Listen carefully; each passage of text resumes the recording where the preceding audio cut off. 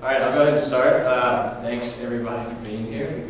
We're surprised with this turnout. It's great. I guess I'm going to start telling you guys who don't know about who we are and what we do. We're the Sustainability Fellows at Sewanee, and a lot of people don't know much about us, so we're glad some of y'all came to learn a bit more. We're pretty much the liaisons between the Office of Environmental Stewardship here at Sewanee and the student body. And every semester we try to recruit new people, fresh faces, especially we're looking towards younger, freshmen and sophomores now, but we look at projects and we evaluate parts of Sewanee that we think can be more sustainable. And that's kind of what we're here to talk to y'all about today. Each of us, we all do really different things. We're all, different majors. We have different interests. But one thing in common is we all believe this place is sustainable, but it can be sustainable. It has a lot more ground to cover in that sense, and we work on projects that do so. I'm an environment and sustainability major, and I'm really interested in the intersection between government regulation, business, and sustainability. So my projects are kind of geared more towards energy efficiency and renewable energy here at Sewanee. And one area that I focus on a lot is the green fee that no one really knows about. Everyone thinks it has to do with golf.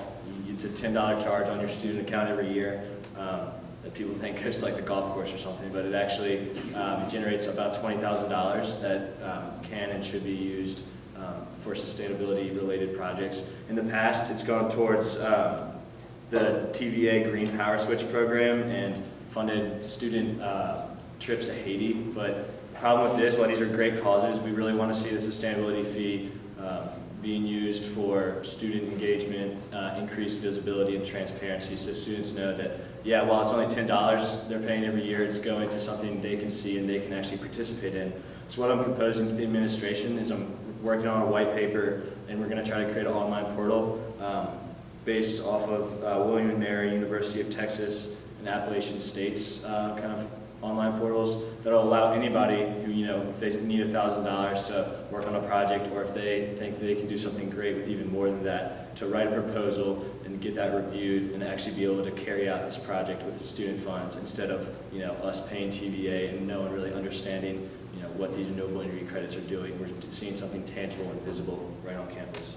So that's really what I've been working on for the past 2 semesters in the Sustainability Fellow sense. And towards the end of the semester, I'll be submitting a proposal in the form of a white paper, hopefully partnering with some of our friends in the administration and with the IT department to get an online portal going. And a little bit more about me. I'm an environment sustainability major, so on the side, I've been working on my capstone project that I just want to talk a tiny bit about. The university has a proposed 1 megawatt solar facility that's temporarily stalled due to some serious funding issues with a price tag of $2 million. You can see why that might be understandable.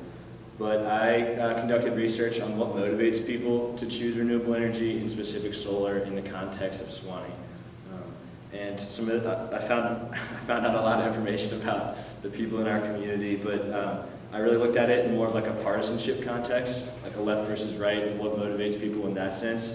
And through survey data, I found the majority, just the straight majority of our respondents, about 500, the survey got sent to about 2,200 people, and we saw about a 500 response rate. The majority do favor solar energy on Sewanee and would be willing to personally invest in that solar energy. However, those who lean farther right are less likely to